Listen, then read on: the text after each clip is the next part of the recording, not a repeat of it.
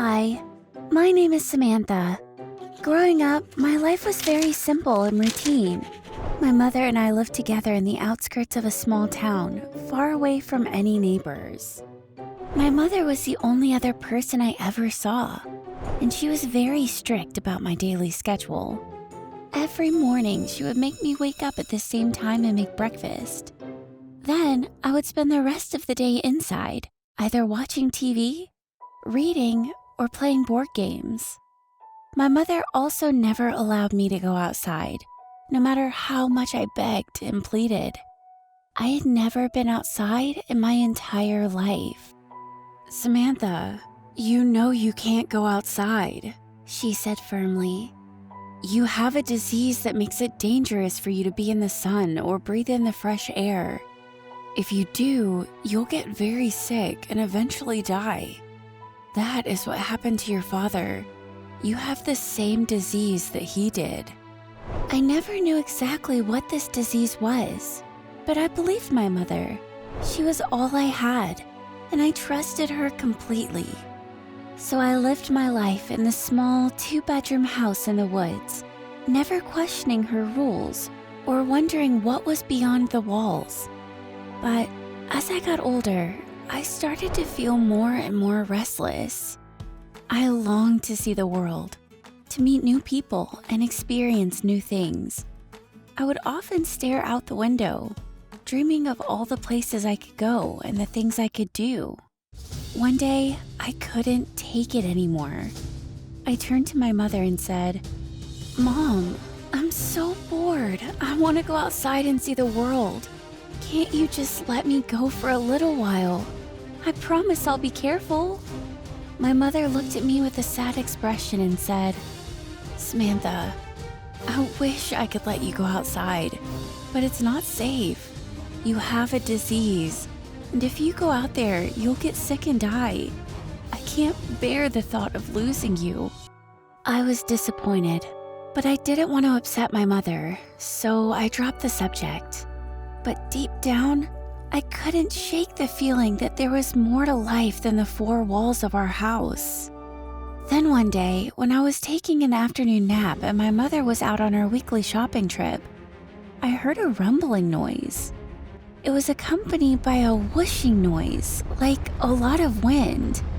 I sat up and looked outside, and there was a tornado.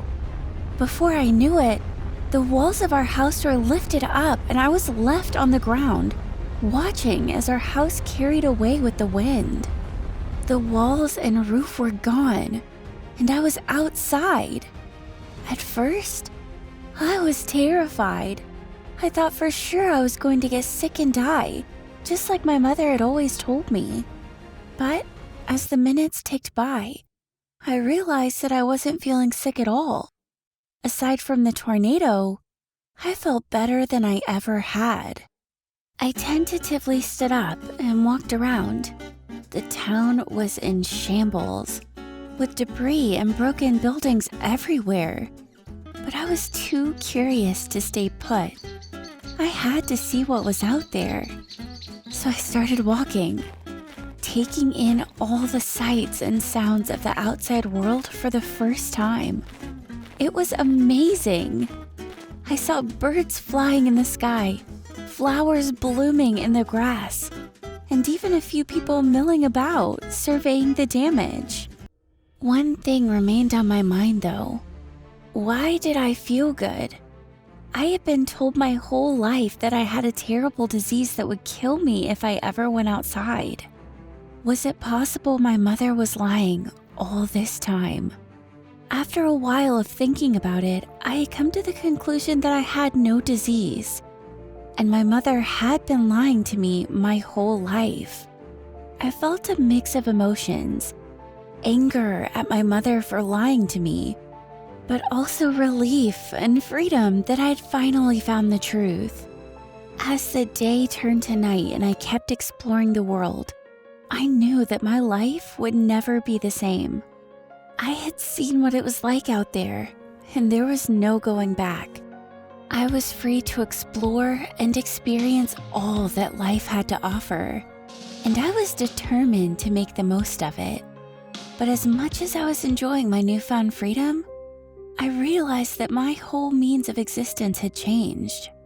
I had no house, no money, only the clothes on my back. It was getting cold outside, and I needed to find a job and a place to stay. I walked up to a fast food restaurant near the center of town. They had a help wanted sign, so I went inside for an interview. After a few questions, I got the job.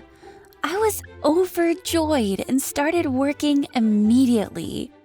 There was only one other person working in the kitchen with me, a handsome boy named Jonathan. I told him all about the tornado and how I thought my mother had lied to me for my entire life. He was shocked by the story and kept asking me questions about my former life at home and about my mother.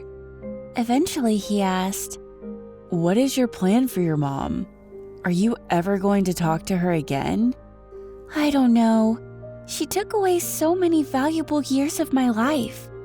I don't know if I can trust her again." "I think you should try and talk to her. At least hear her side of the story. If you don't want to do it alone, I'll go with you." I considered it for a while, and eventually I agreed. So after our shift, we went to where my house used to be and saw my mother picking through the wreckage. She slowly turned around. "Samantha, are you okay?" she asked. "Why are you here with this boy?"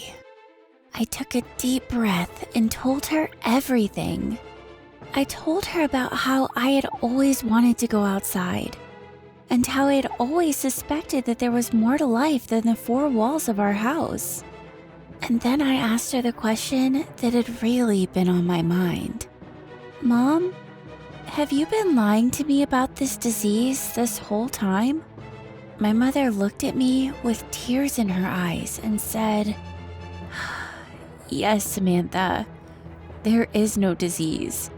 I made it up because I was afraid of losing you. Your father left me for another woman, and I was afraid that you would leave me too. I didn't want to be alone, so I kept you locked up in the house so you wouldn't leave me. I'm sorry, Samantha. I was wrong." I couldn't believe what I was hearing. All these years, I had been trapped in the house because of a lie. I felt a mix of emotions, anger, sadness, and relief. "I'm sorry, Mom," I said, hugging her tightly. "I understand why you did it, but it wasn't fair to me. I want to explore the world and live my own life. But I promise I'll always come back and visit you." "I understand," my mother said, hugging me back. "And I'll support you in whatever you want to do. I just want you to be happy." From then on, my life changed completely. I started going to school and making friends. And I kept my job at the restaurant with Jonathan and got a small apartment. I was finally living the life I had always dreamed of, and I couldn't be happier. And although my relationship with my mother was strained for a while, we eventually repaired our bond and were able to move on from the past. All in all, my life was much better than it had been for years before, and I lived happily ever after.